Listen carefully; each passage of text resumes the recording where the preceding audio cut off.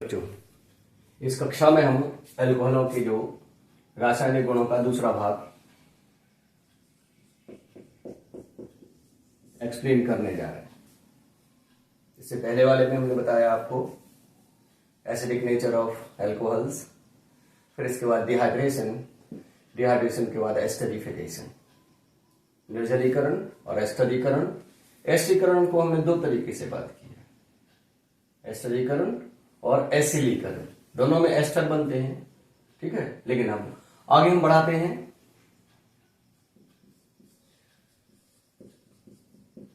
OH समूह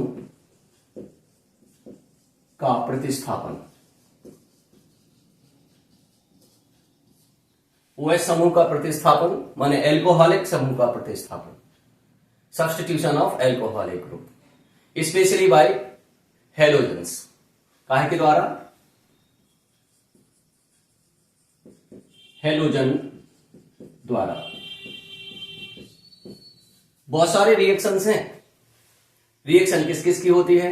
हमें एक रिएक्शन पढ़नी है, हाइड्रोजन हैलाइड की अभिक्रिया, reaction of hydrogen halide.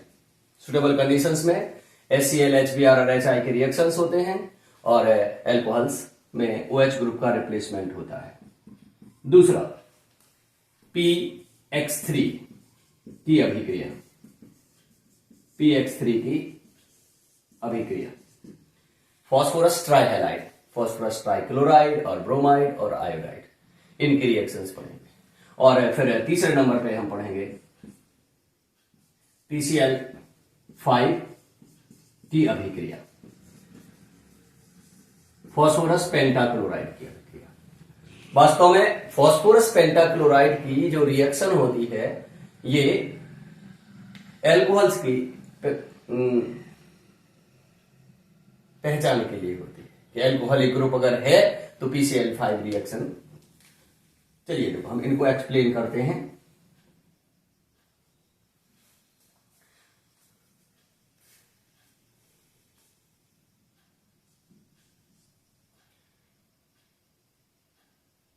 Alcohol को अगर आप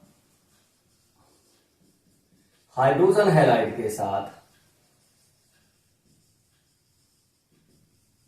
अगर आप हीट करते हो तो क्या होता है? एल्काइल हैलाइड बनती है और एल्काइल हैलाइड के साथ बनता है वाटर। ठीक है, ये रिएक्शन याद करके रखनी है। किसी भी एल्कोहल को आप हाइड्रोजन हैलाइड के साथ हीट करेंगे तो एल्काइल हैलाइड बनेगा। अब यहां पे हमें सुटेबल कंडीशंस पर बात करनी है। यहां पे सुटेबल कंडीशंस क्या क्या है तो ध्यान रखने वाली बात है। HCl अगर है तो इसको हमें एनहाइड्रस जिंक क्लोराइड, निर्जल जिंक क्लोराइड के साथ यूज करना है। अगर HBr की रिएक्शन आपको करानी है तो आपको कंसंट्रेटेड H2SO4 की आवश्यकता होती है। हाँ, लेकिन HI के लिए किसी के सपोर्ट की आवश्यकता नहीं होती है। कारण क्या है? HI सबसे ज्यादा रिएक्टिव है, HBr रिस्पेक्टिवली कम और HCl। और यहां पे हमें ये बात ध्यान रखनी है, एल्कोहल कोई भी हो, hydrogen halide, HCl, HBr, HI में से इनमें से जो भी सिलेक्ट किया जाएगा सुटेबल कंडीशंस ये बनेगी। बड़ी सिंपल सी बात हम यहां पे याद रखते हैं। जैसे methyl alcohol is heated with HI, किसी की भी सपोर्ट की आवश्यकता नहीं है। अगर हम बात करें इथाइल एल्कोहल, इसके साथ हाइड्रोजन ब्रोमाइड के साथ रिएक्शन कर रहा है, तो इसे हमें क्या करना पड़ेगा? इसे हमें साथ में कंसंट्रेटेड H2SO4 देना पड़ेगा। अगर मान लो हम किसी एल्कोहल को, चाहे वो मिथाइल, इथाइल, प्रोपाइल, ब्यूटाइल, इससे कोई फर्क नहीं पड़ता है, अगर हम हाइड्रोजन क्लोराइड के साथ रिएक्शन कराते हैं तो हमें इसके लिए एनहाइड्रस जिंक क्लोराइड की आवश्यकता होती है। ये बातें ध्यान रखनी पड़ेगी। HI के लिए किसी के सपोर्ट की आवश्यकता नहीं है। हाइड्रोजन ब्रोमाइड के लिए आपको क्या करना पड़ेगा, कंसंट्रेटेड सल्फ्यूरिक एसिड यूज करना पड़ेगा। और अगर HCl की रिएक्शन करानी हाइड्रोजन क्लोराइड की तो आपको एनहाइड्रस जिंक क्लोराइड। होता सिंपल रिएक्शन है, OH group is replaced by halogen और OH और H मिलकर H2O बना लेते हैं। तो यहां पे क्या बनेगा, मिथाइल आयोडाइड। यहां पे क्या बनेगा, ब्रोमाइड। यहां पे क्या बनेगा, HCl है तो क्लोराइड, HBr है तो ब्रोमाइड, HI है तो आयोडाइड। कौन सा, एल्काइल हैलाइड। क्लोराइड, ब्रोमाइड और आयोडाइड यहां पर बनते हैं। ये सिंपल सी रिएक्शन याद करके रखें, बड़ा सीधा साधा हिसाब किताब है। किस प्रकार की अभिक्रिया है, ये एक प्रतिस्थापन यानी सब्स्टिट्यूशन रिएक्शन है। ठीक है, अब हम बात करें इसमें एक स्पेशल टर्म है और वो क्या है, अगर हम एनहाइड्रस जिंक क्लोराइड को कंसंट्रेटेड HCl में डिसॉल्व कर ले तो यही रिएजेंट HCl हाइड्रोजन क्लोराइड भी हो सकती है, लेकिन हम एसिड के रूप में हम यूज करते हैं, गैस के रूप में यूज नहीं करते हैं। तो हम कंसंट्रेटेड HCl अगर हम यूज करें, बनाएं, मिक्स सॉल्यूशन बनाएं, तो इसे कहा जाता है लुकास अभिकर्मक, लुकास रिएजेंट। क्या होता है, anhydrous zinc chloride in concentrated HCl is known as Lucas reagent. Concentrated HCl में एनहाइड्रस जिंक क्लोराइड, निर्जल जिंक क्लोराइड का जो विलयन होता है उसे लुकास अभिकर्मक कहते हैं। लुकास अभिकर्मक का यूज होता है प्राइमरी, सेकेंडरी और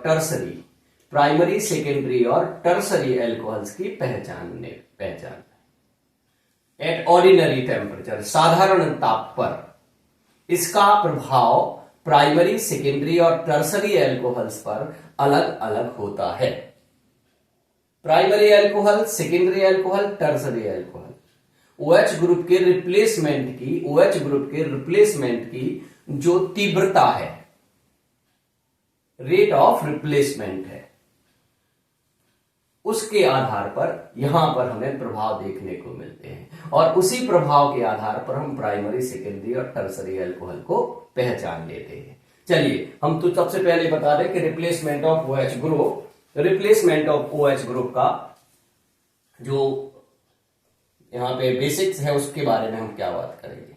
सबसे ज्यादा इस बात पे ध्यान रखते हैं कि ये जो रिप्लेसमेंट होता है, यहां पर रिप्लेसमेंट किसका हो रहा है, एल्कोहलिक ग्रुप का रिप्लेसमेंट हो रहा है। तो जो रिप्लेसमेंट जब होता है तो कार्बोकैटायन बनता है। जो कार्बोकैटायन जितना ज्यादा आसानी से बनता है, रिएक्शन उतना ज्यादा आसानी से होती है। और ये इस पे डिपेंड करता है कार्बोकैटायन का स्टेबिलिटी क्या है। मिथाइल का सबसे कम है, जैसे जैसे आगे बढ़ते हैं तो मिथाइल में सबसे मुश्किल होता है ये रिप्लेसमेंट। जैसे जैसे आगे बढ़ता है रिप्लेसमेंट का जो टेंडेंसी बढ़ती चली जाती है। चलिए तो अब हम आपको लुकास रिएजेंट के बेस पे, यहीं पे हम इस रिएक्शन के बेस पे ही हम एक एडिशनल टर्म जोड़ देते हैं, उसको आप सीख लीजिए। ये लुकास, इसके द्वारा लुकास अभिकर्मक द्वारा 1 डिग्री, 2 डिग्री, 3 डिग्री एल्कोहलों की पहचान, इसको कहा जाता है लुकास परीक्षण।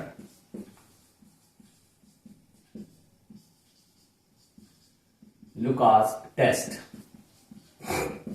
याद कर लीजिए इसको, बड़ी सरल सी बात है। Identification of primary, secondary and tertiary alcohols by Lucas reagent is known as Lucas test. ठीक है, होता क्या है, प्राइमरी अल्कोहल की रिएक्टिविटी बहुत बहुत कम होती है लुकास अभिकर्मक के साथ, सेकेंडरी की थोड़ी सी ज्यादा होती है और टर्सरी की बहुत ज्यादा होती है। और इसीलिए क्या होता है कि प्राइमरी अल्कोहल साधारण ताप पर लुकास अभिकर्मक से अभिक्रिया नहीं करते। अब अभिक्रिया होती है तो हमें पहचान करने के लिए क्या देखना है, उस पर भी बात करते हैं। सेकेंडरी अल्कोहल की रिएक्शन स्लोली होती है, थोड़ा सा टाइम लगता है 5-7 मिनट का, प्राइमरी में होता ही नहीं। और टर्सरी में तुरंत होता है, टर्सरी में तुरंत होता है। ठीक है, मतलब जो रिएक्शन होती है प्राइमरी में होती ही नहीं है, ऑर्डिनरी टेम्परेचर पे नहीं होती है। सेकेंडरी अल्कोहल्स के साथ अगर हम बात करें तो ये 5-7 मिनट में रिएक्शन हो जाती है अगर सेकेंडरी अल्कोहल है। और टर्सरी अल्कोहल में तुरंत, जैसे ही हम मिक्स करते हैं लुकास रिएजेंट, तुरंत रिएक्शन होती है। ठीक है, अच्छा करता क्या है, ये लुकास अभिकर्मक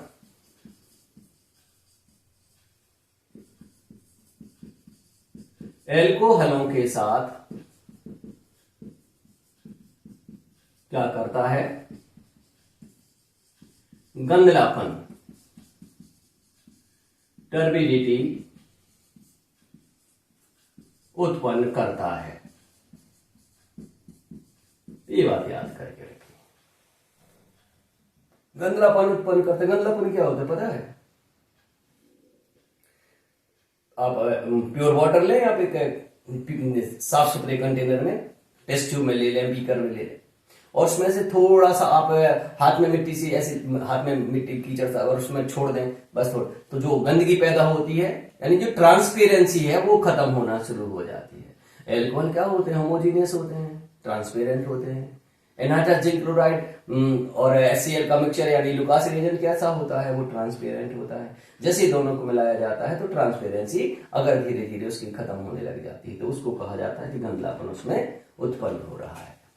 ठीक है, तो अगर जब हम लुकास अभिकर्मक को किसके साथ, प्राइमरी अल्कोहल के साथ मिलाते हैं, टर्बिडिटी उत्पन्न नहीं होती है तुरंत। ठीक है, सेकेंडरी अल्कोहल में टर्बिडिटी उत्पन्न हो जाती है 5-7 मिनट में, और टर्सरी अल्कोहल में तुरंत उत्पन्न होती है। चलिए, तो अब हम इसको लुकास परीक्षण को सिस्टमेटिकली लिखते हैं, 1 लाइन में, 2 लाइन में, 3 लाइन में, और फिर इसके बाद ये बात खत्म हो जाती है और इसमें बहुत ज्यादा याद रखने की जरूरत भी नहीं है। लुकास परीक्षण, लुकास टेस्ट। ठीक है, पहला एल्कोहल प्लस लुकास रिएजेंट, तो क्या होता है,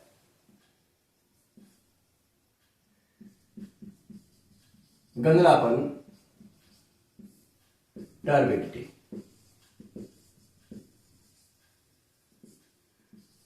तुरंत उत्पन्न होती है। तो ये अल्कोहल कौन सा है, ये अल्कोहल है 3 डिग्री अल्कोहल।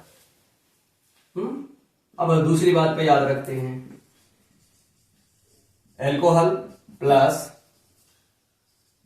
लुकास रिएजेंट, तो जो गंधलापन होती है 5-7 मिनट में उत्पन्न होती है। अगर ऐसा है तो ये हो जाएगा सेकेंडरी अल्कोहल। और अगर हम बात करें अल्कोहल और लुकास रिएजेंट,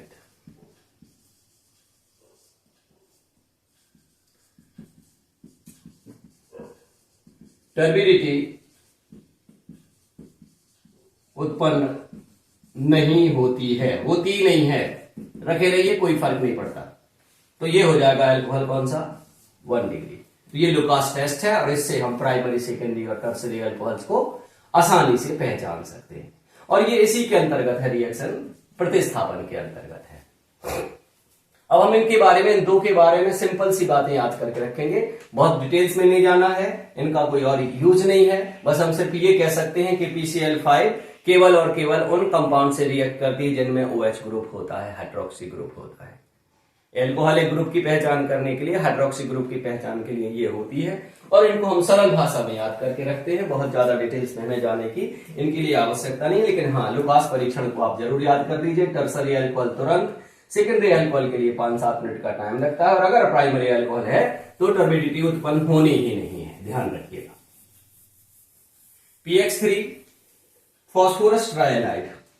तो फॉस्फोरस ट्राइहैलाइड का, अगर आप एल्कोहल को, कोई भी एल्कोहल है, प्राइमरी है, सेकेंडरी है या टर्सरी है, फॉस्फोरस ट्राइहैलाइड के साथ गर्म करते हैं तो आपको मिलेगा संगत एल्किल हैलाइड, और साथ में मिलेगा H3PO3 ऑर्थो फॉस्फोरस एसिड, ये बनता है। सिंपल सा रिएक्शन है। और यदि हम यहां पे पीसी क्लोरीन है, ब्रोमीन है, आयोडीन है, जैसा होगा उसी के हिसाब से हैलाइड मिल जाएगा, इसमें से अलग से कुछ सोचने की आवश्यकता नहीं है। और तीसरी रिएक्शन में हम बात करते हैं कि अगर हम एल्कोहल को फॉस्फोरस पेंटाक्लोराइड के साथ हीट करते हैं तो एल्काइल क्लोराइड ही बनेगा, क्लोराइड है तो क्लोराइड बनेगा, और साथ में जो बनेगा वो आपको को प्रोडक्ट याद करनी, जैसे यहां पे को प्रोडक्ट, यहां पे साथ में बनेगा POCl3 और HCl हर हाल में बनते हैं। PCl5 अगर रिएक्ट करे किसके साथ, एल्कोहल के साथ, तो एल्काइल क्लोराइड बनेगा और ये बनेगा, यानी एल्कोहल है ROH, एल्काइल हैलाइड बनेगा RX, एल्कोहल है ROH, एल्काइल क्लोराइड बनेगा RCl, ये ध्यान रखना है। इसी से रिएक्शन हो गई, इसमें अलग, हाँ, हीटिंग प्रोसेस ही जरूरी है, ठीक है। इसको कहा जाता है फॉस्फोरिल क्लोराइड,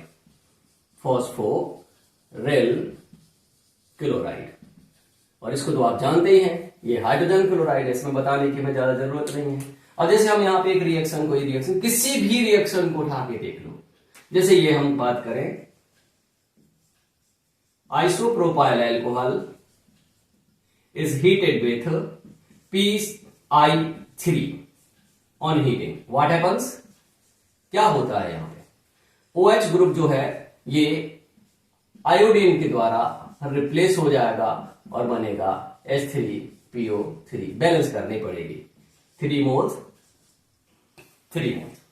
अगर यही बात हम इसके साथ अप्लाई करें, CH3CHOH CH3 is heated with PCl5, कर दीजिए हीट, तो क्या होगा, OH ग्रुप का रिप्लेसमेंट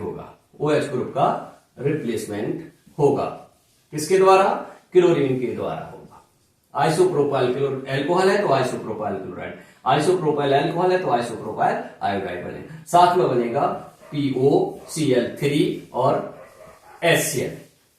बस इतना हमें याद करके रखना है इन रिएक्शंस में, और ज्यादा हमें रिएक्शंस को याद करने की आवश्यकता है नहीं, ठीक है। चलिए आगे बढ़ते हैं। ये रिएक्शन हो गए हैं, OH समूह का प्रतिस्थापन है, OH समूह के प्रतिस्थापन में यही पढ़ना है। अब हम आपको आगे बढ़ाते हैं, अब हम लेकर चलते हैं कहां पर, एल्कोहलों का ऑक्सीकरण। एल्कोहलों के ऑक्सीकरण में हमें बहुत सारी बातें याद करके रखनी है, एल्कोहलों के ऑक्सीकरण में हमें बहुत सारी बातें याद रखनी हैं।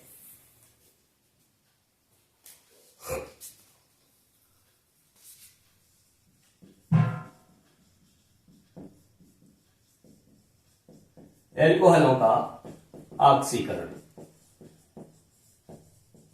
Oxidation of alcohols. पहले हम आपको सिंपल वे में बता देते हैं, फिर स्पेसिफिक केस के बारे में बात कर लेते हैं।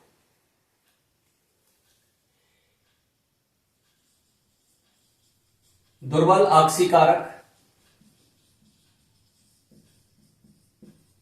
Week oxidising agent.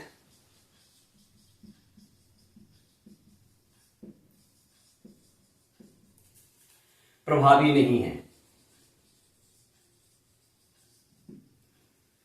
प्रबल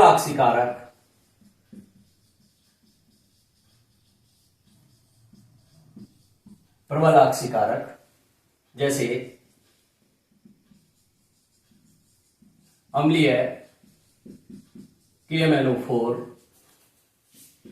K2Cr2O7, Na2Cr2O7, ये इसके यूज में आते हैं, प्रभावी होते हैं। और भी हैं chromium anhydride, chromic anhydride, chromic trioxide, और भी है PCC। अभी इसको हम फुल फॉर्म बताएंगे कहां पे किस कोई, और इनका यूज कहां होता है जनरल वे में हम पहले बात करते हैं इनके लिए। सारे एल्कोहल्स का ऑक्सीडेशन, बिल्कुल हम एल्कोहल्स को 4 क्लासेस में डिवाइड करते हैं। हम एल्कोहल को 4 क्लासेस में डिवाइड करते हैं। सबसे पहले हम बात करते हैं ऑर्डिनरी कंडीशंस की, सामान्य ताप पर क्या होता है। 3 डिग्री एल्कोहल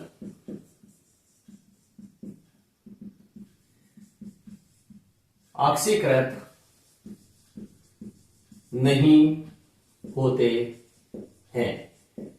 शर्त है कहां, अगर हम बात करें साधारण ताप पर टर्शियरी एल्कोहल ऑक्सीकृत नहीं होते। दूसरा 2 डिग्री एल्कोहल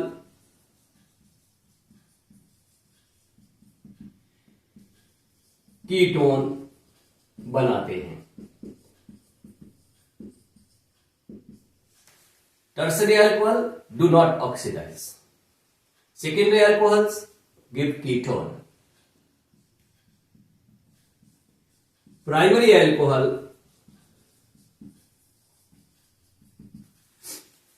पहले बनाते हैं एल्डिहाइड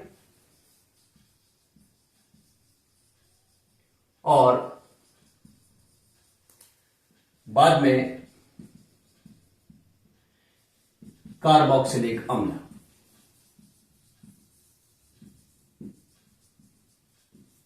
पहले बनाते हैं एल्डिहाइड, एल्डिहाइड को बाद में वो ऑक्सीडाइज कर देता है, काय में कार्बोक्सिलिक अम्ल बनाते हैं। ये सारे के सारे सरल रिएक्शन है।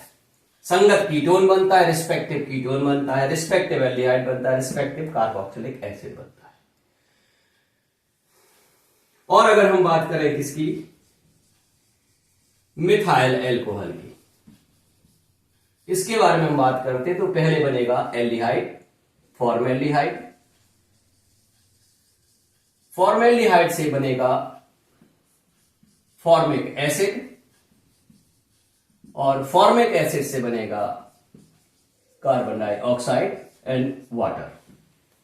अब यहां पे देखिए 4 हैं, मिथाइल एल्कोहल, एल्कोहल से एल्डिहाइड, एल्डिहाइड से एसिड, एसिड से आगे भी ऑक्सीडेशन हो जाता है। क्योंकि हम आपको बता दें केवल एक ऐसा एसिड है फॉर्मिक एसिड जो सरलतापूर्वक दुर्बल और प्रबल ऑक्सीकारकों द्वारा ऑक्सीकृत हो जाता है जल और कार्बन डाइऑक्साइड में। एसिडिक एसिड और हायर एल्कोहल्स ऑक्सीडाइज नहीं होते हैं। ठीक है, तो मिथाइल एल्कोहल का ऑक्सीकरण होगा तो संगत एल्डिहाइड बनेगा, फॉर्मेल्डिहाइड, फॉर्मेल्डिहाइड का संगत फॉर्मिक अम्ल और ये ऑक्सीकृत हो जाएगा। लेकिन एल्कोहल्स में जो 1 डिग्री एल्कोहल्स हैं इनका ऑक्सीडेशन होता है तो एल्डिहाइड बनता है, और जो एल्डिहाइड होता है वो बाद में कार्बोक्सिलिक एसिड में कन्वर्ट हो जाता है। लेकिन सेकेंडरी एल्कोहल कीटोन तक जाता है, और कीटोन चूंकि सामान्य ताप पर ऑर्डिनरी कंडीशंस ऑफ टेम्परेचर पे वो कीटोन जो है ऑक्सीडाइज होते नहीं है, इसलिए कीटोन तक रिएक्शन रुक जाती है। लेकिन टर्शरी एल्कोहल तो ऑक्सीकृत ही नहीं होते हैं, लेकिन शर्त यह है कि साधारण ताप पर ऑक्सीकृत नहीं होते हैं। अगर हम इतनी छोटी छोटी बातें याद करके रखें तो बस इन्हीं से हम सारे के सारे ऑक्सीडेशन प्रोडक्ट्स निकाल सकते हैं, ऑक्सीकरण उत्पाद निकाल सकते हैं, बना सकते हैं। किसके लिए? एल्कोहल्स के लिए। दुर्बल ऑक्सीकारक इनमें प्रभावी नहीं है, प्रबल ऑक्सीकारकों का हम प्रयोग करते हैं ये साधारण परिस्थितियों में, और ये हमारे कुछ विशिष्ट हैं, इनको आसानी से हम यूज कर सकते हैं। ठीक है, क्रोमिक ऑक्साइड भी प्रबल में है, ये पीसीसी का हमें ध्यान रखना है, अभी बताते हैं हम इसके बारे में। ये और ये 4 बातें याद रखनी है। लेकिन अगर हम क्या करें, टेम्परेचर बढ़ाएं यानी हीट करें, स्ट्रांगली हीट करें, तो इन 2 में कोई फर्क नहीं आता। इनमें दो में फर्क नहीं आता, क्योंकि कार्बोक्सिलिक एसिड ऑक्सीडाइज होते नहीं है सिवाय फॉर्मेट के। तो चाहे ठंडा रखिए चाहे गर्म रखिए, 1 डिग्री अल्कोहल से एल्डिहाइड और एल्डिहाइड से कार्बोक्सिलिक अम्ल बनेगा, मिथाइल अल्कोहल से फाइनली आपको कार्बन डाइऑक्साइड और वाटर, इससे आगे तो ऑक्सीडेशन पॉसिबल ही नहीं है।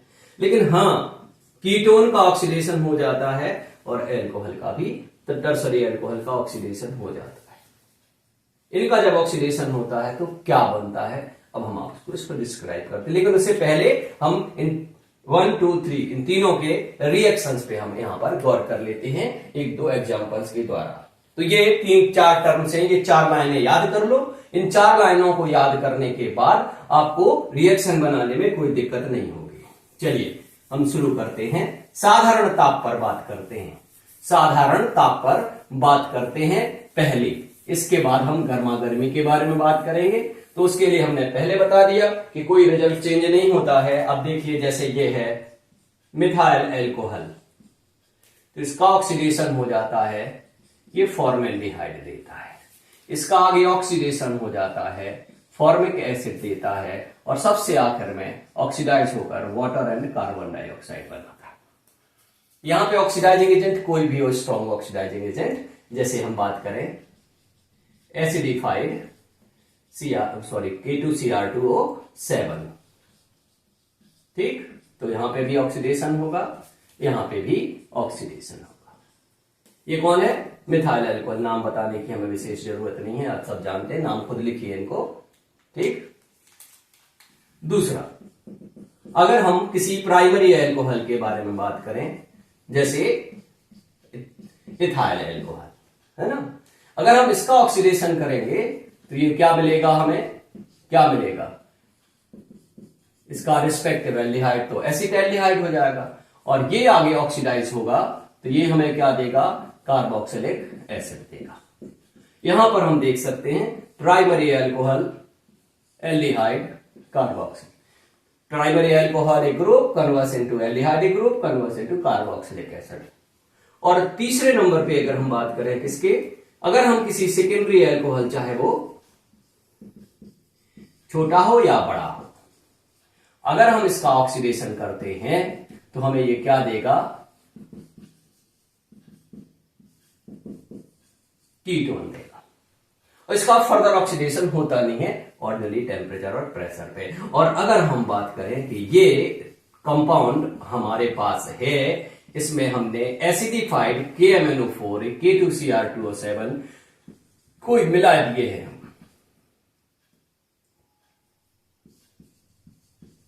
तो क्या होना है भाई साहब, कुछ नहीं होना है।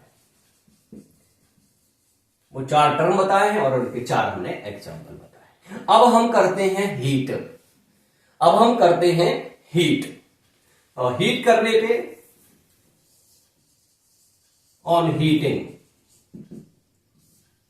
गर्म करने पर कोई रिजल्ट में परिवर्तन नहीं है, कोई रिजल्ट में परिवर्तन नहीं है, इन दोनों में कोई परिवर्तन नहीं है। मिथाइल अल्कोहल में यही, इथाइल अल्कोहल में यही, चाहे हीट करिए चाहे ना करिए, यहां पर समस्या आ जाती है और यहां पे भी समस्या आ जाती है।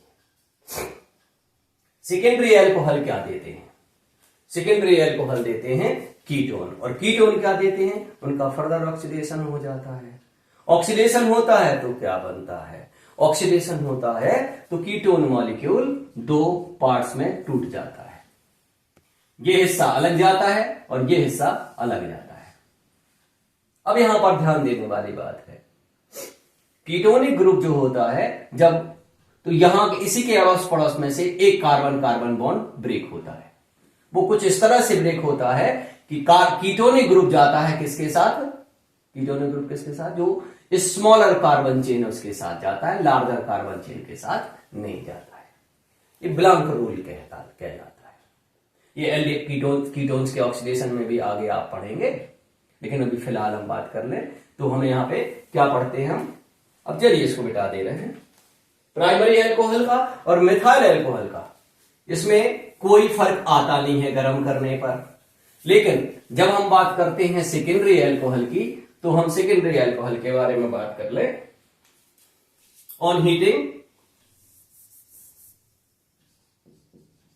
गर्म करने पर, means on heating. Secondary alcohol क्या देते हैं? कीटोन देते हैं, और कीटोन फर्दरली ऑक्सीडाइज हो जाता है लोअर कार्बोक्सिलिक अम्लों में।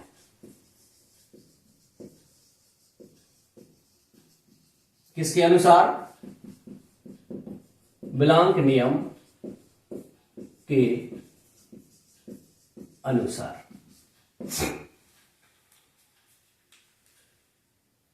ब्लांक नियम के अनुसार ये अभिक्रिया होती है। इस बात को एक बार समझ लो सरल शब्दों में। सेकेंडरी एल्कोहल है, उसका ऑक्सीडेशन होगा, कीटोन बनेगा। तो सेकेंडरी एल्कोहल है, जैसे यहां से शुरुआत होती है सेकेंडरी एल्कोहल की, तो ये बना कर देगा हमें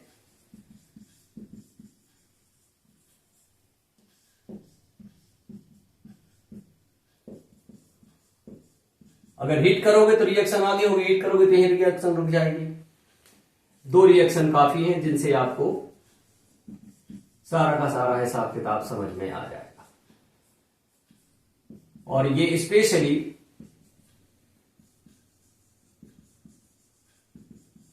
किसके लिए है?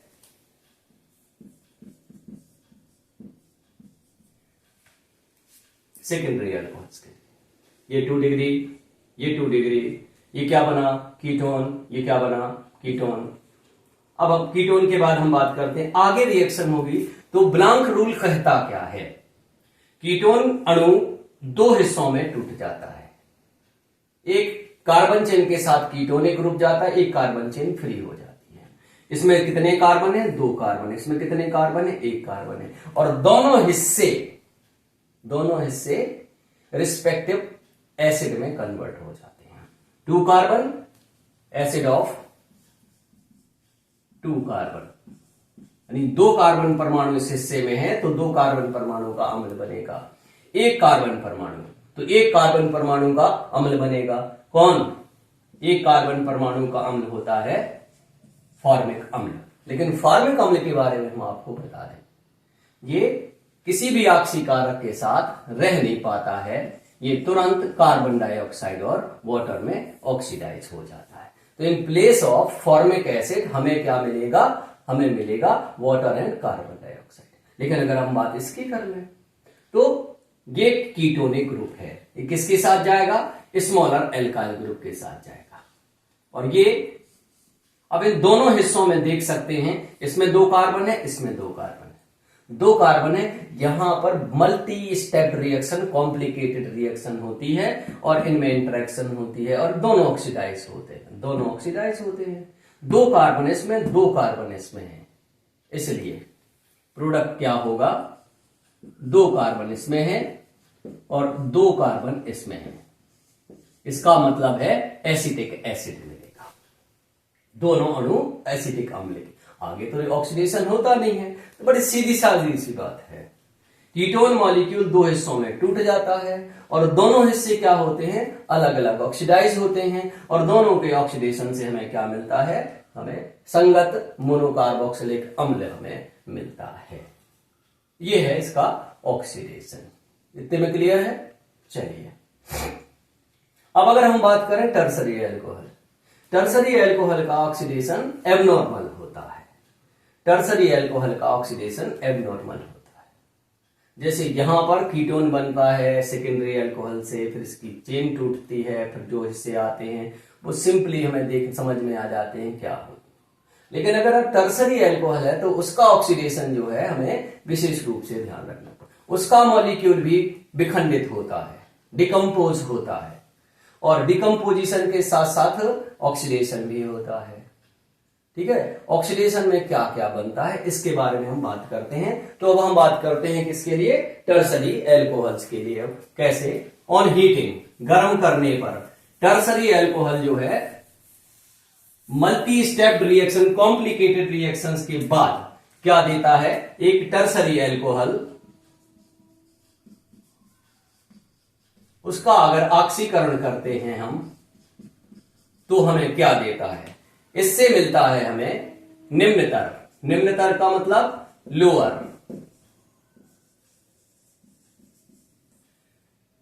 कार्बोक्सिलिक अम्ल, मोनोकार्बोक्सिलिक अम्ल और कीटोन का मिश्रण। ठीक, एग्जाम्पल देंगे तभी समझ में आएगा ऐसे कॉन्सेप्ट। तो देखिए, जैसे कि हम बात करते हैं टर्सरी ब्यूटाइल एल्कोहल, इसका ऑक्सीडेशन अगर होता है, हीट करने पर होता है टर्सरी ब्यूटाइल एल्कोहल, इसको जब हम हीट करते हैं, ऑक्सीडाइज करते हैं, तो यहां पर क्या मिलता है? निम्नतर कार्बोक्सिलिक अम्ल। तो इसमें ध्यान देने वाली बात है, कुछ मॉलिक्यूल्स के दो एल्काइल ग्रुप ऑक्सीडाइज हो जाते हैं, कार्बन डाइऑक्साइड और वाटर, और बाकी हिस्सा बचता है, उससे हमें देखिए तो मिथाइल ग्रुप चला गया, मिथाइल ग्रुप हमें बचा CH3COH, तो हमें मिलेगा CH3COOH। कुछ मॉलिक्यूल्स का सिर्फ और सिर्फ एक एल्काइल ग्रुप ऑक्सीडाइज होता है कार्बन डाइऑक्साइड और वाटर में, तो बचेगा क्या? ये जाएगा अगर, तो बचेगा CH3COH CH3, तो COH ऑक्सीडाइज हो जाता है काहे में? CH3CO CH3 में, और साथ में होता है वाटर एंड कार्बन डाइऑक्साइड। यहां पे ज्यादा टेंशन लेने वाली बात नहीं है, छोटी सी बात याद रखनी है।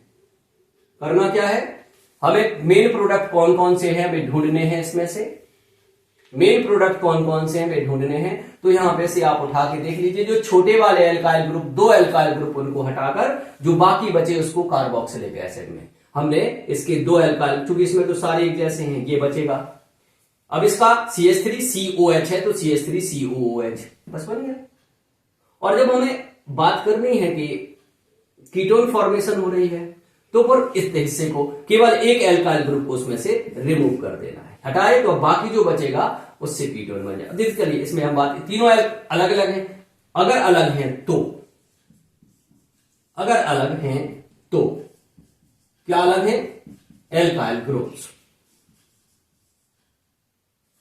ठीक है, तो इसका जब ऑक्सीडेशन होगा, इसका जब ऑक्सीडेशन होगा, तो यहां पे ध्यान देने वाली बात है कि जब एसिड फॉर्मेशन होगा तो ये वाला हिस्सा बचेगा, यानी बड़ा वाला एल्काइल ग्रुप बचेगा, और ये हमें देगा CH3CH2COOH। ठीक, और लेकिन जब हम बात करें कीटोन फॉर्मेशन है, तो बड़ा तो बचेगा ही, और एक छोटा वाला बचेगा, एक चला जाएगा, तो क्या बचेगा? CH3CH2CO CH3CH2CO और साथ में क्या बनेगा? Carbon dioxide and water. अब देखो, दिमाग में आएगा किसी किसी के कि क्या यही है प्रोडक्ट्स? ये मेन प्रोडक्ट्स हैं, मेजर प्रोडक्ट्स हैं, लेकिन माइनर प्रोडक्ट्स में क्या आएगा? माइनर प्रोडक्ट्स में ये भी आ सकता है, और माइनर प्रोडक्ट्स में ये भी आ सकता है, लेकिन ये आमतौर पे आपको देखने को मिलेंगे नहीं। माइनर प्रोडक्ट में मतलब ये है कि ये कहा जाता है कि हाँ, छोटे ग्रुप्स बहुत तेजी से ऑक्सीडाइज होते हैं, बड़े ग्रुप को ऑक्सीडाइज होने में टाइम लगता है, तो ये ज्यादा बच जाता है, तो ये मेजर प्रोडक्ट होता है, ये मेजर प्रोडक्ट होता है, और चूंकि ये इनके बचने की प्रोबेबिलिटी कम है, तो ये कम बनते हैं। तो ये किसका है? टर्सरी एल्कोहल का ऑक्सीडेशन है, टर्सरी एल्कोहल का ऑक्सीडेशन है। ठीक है, अभी ऑक्सीडेशन का एक और टर्म आता है, ऑक्सीडेशन का एक और टर्म आता है, क्या है? वो भी ऑक्सीकरण में ही है, और हम उसके बारे में बात अगर हम करें तो उसमें कोई ऑक्सीडाइजिंग एजेंट ऐसा नहीं लिया जाता है कि किसी नॉन मेटल को या ऑक्सीजन को उसमें इन्वॉल्व कराए।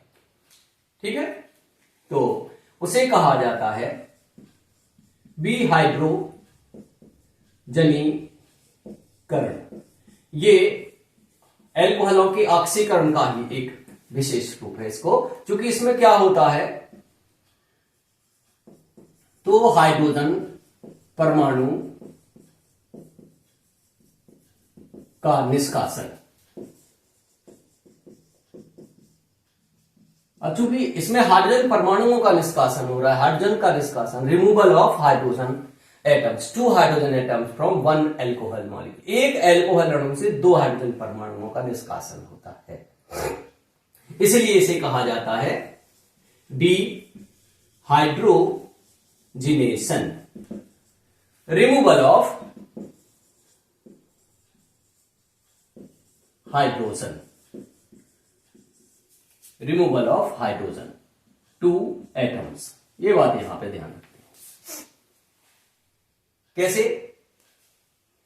कॉपर या सिल्वर पर एल्कोहल वाष्प प्रवाहित करने पर, on passing alcohol vapors on copper और सिल्वर, कैसा? गर्म, कितने ताप पर? 300 डिग्री सेल्सियस ताप पर। कॉपर और सिल्वर में से कुछ भी आप लीजिए, 300 डिग्री सेल्सियस टेम्परेचर इसके लिए सुटेबल टेम्परेचर है। करना क्या है? एल्कोहल वाष्प को, एल्कोहल वेपर्स को इसके ऊपर पास कर देना है। तो क्या होता है? 1 डिग्री एल्कोहल ये देता है हमें रिस्पेक्टिव एल्डिहाइड। दूसरा 2 डिग्री एल्कोहल यानी द्वितीयक एल्कोहल, ये देता है रिस्पेक्टिव कीटोन। लेकिन तीसरी कंडीशन में थोड़ी सी समस्या है। समस्या क्या है? कि टर्सरी एल्कोहल का भी हाइड्रोजनीकरण नहीं होता है, बल्कि निर्जलीकरण हो जाता है। 3 डिग्री एल्कोहल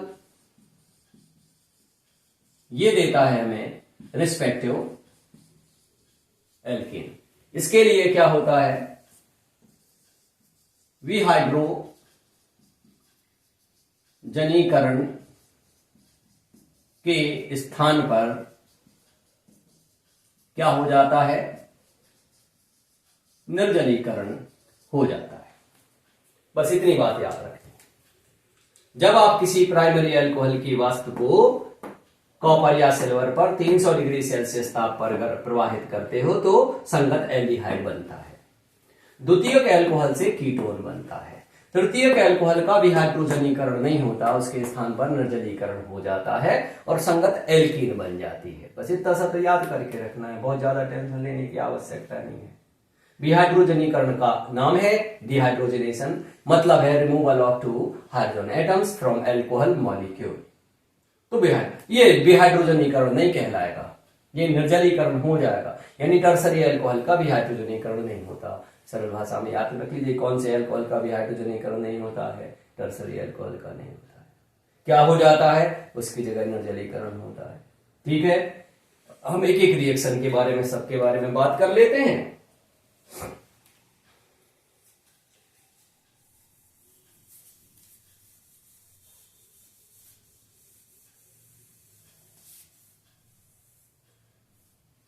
देखिए, प्राइमरी एल्कोहल, प्राइमरी एल्कोहल के बारे में बात करें, जैसे कि हम बात करते हैं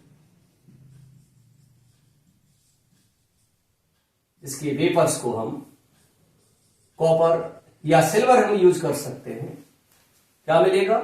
इस हिस्से में से 2 हाइड्रोजन निकल जाने हैं। हमें क्या मिलना है? CH3 CHO और हाइड्रोजन गैस निकल जानी है। सेकेंडरी एल्कोहल ये है 1 डिग्री। सेकेंडरी अगर हम बात कर लें,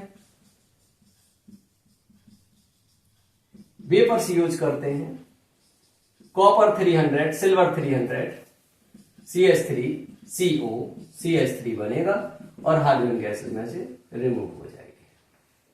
याद रखने वाली बात है, ऐसी कौन सी अभिक्रिया है एल्कोहलों की जिसमें हाइड्रोजन गैस मुक्त होती है?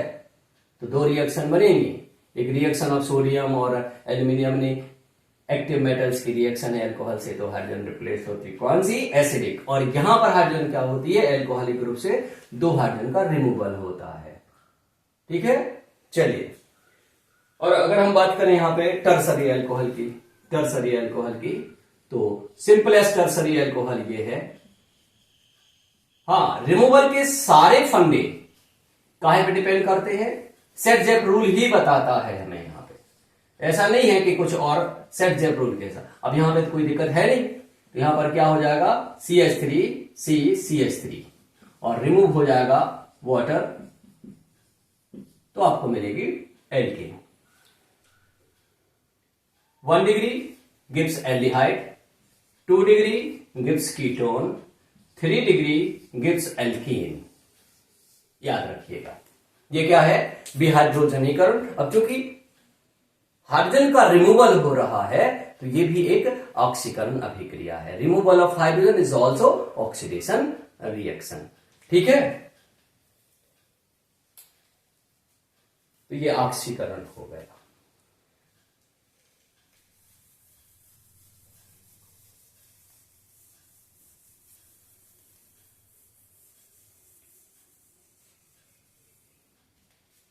अब हम एक छोटी सी बात और बता रहे हैं आपको कि ये पीसीसी का यूज क्या है और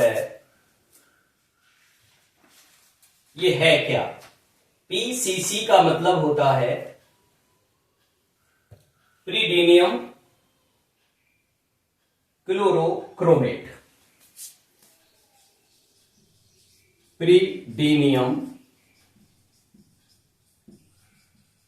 क्लोरोक्रोमेट, पीसीसी, एक ऑक्सीकारक, एक ऑक्सीकारक। ठीक है, इसमें होता क्या है? ये होता है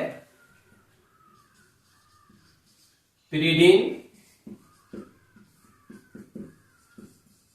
हाइड्रोक्लोरिक अम्ल और क्रोमिक एनहाइड्राइड क्रोमियम ऑक्साइड। ये आमतौर पे कहां यूज करते हैं हम?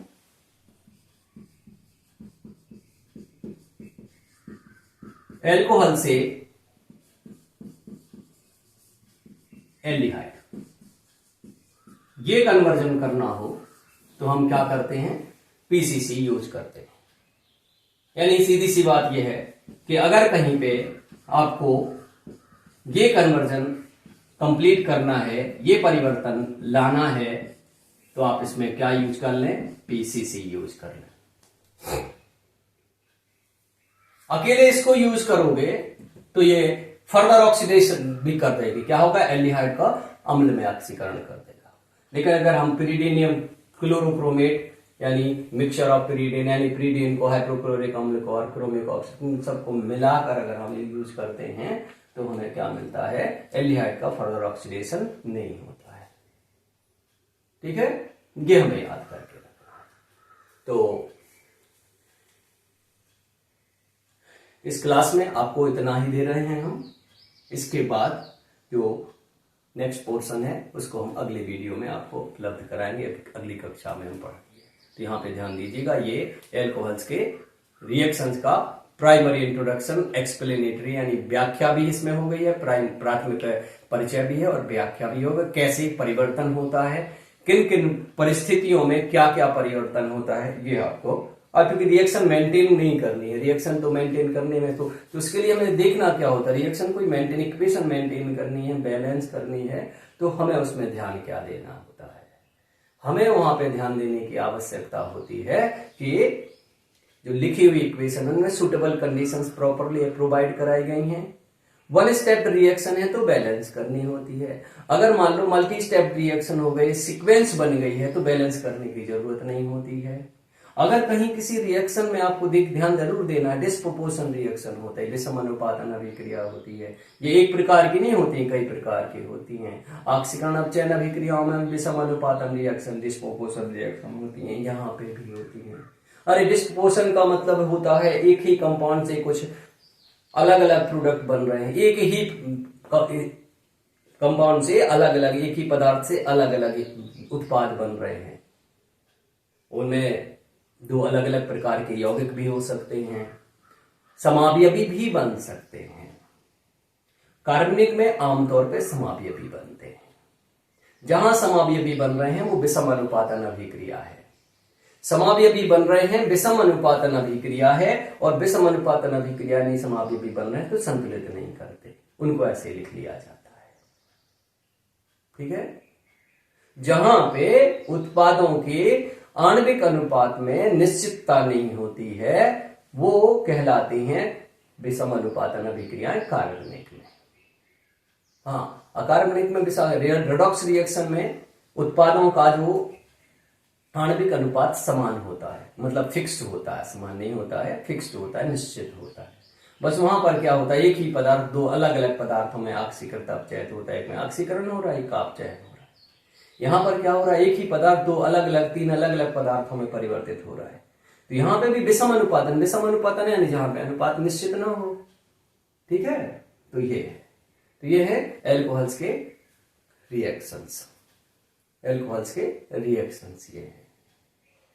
ठीक है, और अगली क्लास में हम आपको बताएंगे इसी में दूसरे पोर्शन में, इसके आज के क्लास में हम बताएंगे आपको एल्कोहलों का निर्जलीकरण, उसकी क्रियाविधि क्या है, और फिर इसके बाद हम बताएंगे आपको फिनोल्स की हम शुरुआत करेंगे। तो फिनोल्स के प्रिपरेशन आपके आज के और दूसरे हिस्से में, वीडियो के दूसरे हिस्से में हम आपको उपलब्ध कराएंगे। ठीक है, धन्यवाद।